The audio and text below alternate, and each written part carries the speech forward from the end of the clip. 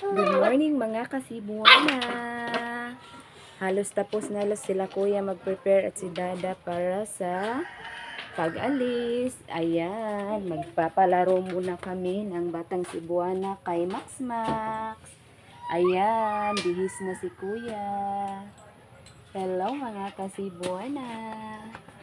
Ito ang batang Cebuana guys. Aliw na aliw sa kanyang doggy. Doggy. Hi, doggy. Na, doggy. Hi, doggy. Hi, doggy. Max, Max! Si kuya nagkukuha ng pagkain ni Max Max. Papakainin niya ng dog food. Ayan. Kain ka, lablab. Ayan, kain. Di siya kaabot sa tubig, yan.